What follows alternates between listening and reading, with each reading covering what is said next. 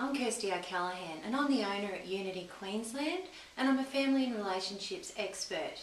And today I'm going to be talking to you about enhancing and developing your relationships through good communication and a couple of tips on how you can start that today. So we're looking at communication and how to develop those relationships today, and the first way you can do that is through your body language.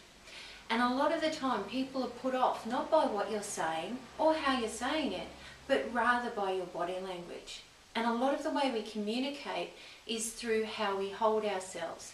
So my top tips there are, instead of talking to somebody like this, or even talking to them like this, what about if you could open yourself up and freely start talking about what it is, the message that you want to get across?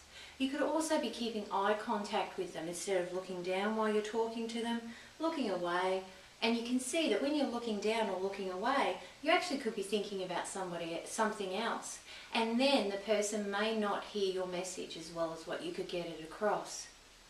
The other thing is to face your body towards them. That means that you're giving them all your attention, and they will do that for you as well. So body language is the first one.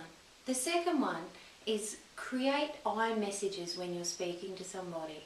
So instead of making it more about blame, you keep doing this and I want you to be behaving in this manner. How about I messages? So I feel excited when you get ready for school on time, or I feel disappointed when I have to pick up the towels off the floor in the bathroom every morning. And I would really like you to be able to hang up your own towel. What do you think? So that's a lot more effective, takes away blame.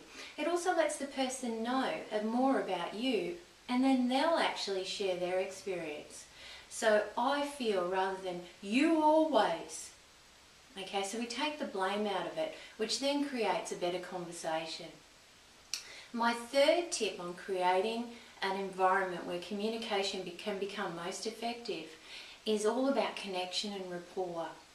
We actually take on more of the message. We get along better with people when we create that connection and rapport. And that's all about hooking in to the common interests, being interested and interesting. It's about listening before you talk and tell. It's connecting with their meaning. It's replicating their body language. So someone that's talking to you, you make them feel more comfortable just by using their language and possibly imitating their body language as well. It means that you're connecting, and in that person's mind they feel, hey, this person gets me. And then you will get a lot further with the message you're trying to get across. So rapport is one of the key areas, because when you're interested in someone else, and people love to talk about themselves, and you can use words like, tell me more about that, instead of just, what did you do today? Oh, not much. Oh, okay, so what did you do? Tell me more about that. How'd that go for you? And you'll find out more asking those sort of questions. I hear a lot of parents say, oh, my child doesn't tell me anything about their day. Well, are you asking them the right questions? The other thing is you teach them to talk about themselves by you talking about yourself. So if nobody's talking in the car on the way home, or when you're at home, you can start talking about your day and say, well, today I did this, I felt something about that, I went out and did this, and you'll find that they actually match that. My 5-year-old son now comes home from school, and the first thing he says to me, well, how was your day? What did you do today? And it's almost like he's copying me because I've said it so many times. He says, how did you go? And I really like that, because that shows me that by creating those scenarios, it is reciprocated. We have a connection. And also be interesting. People like interesting people, and they can't be interesting unless you're sharing what's going on in your life. And that's what it's all about. So those are my top tips. Be aware of your body language.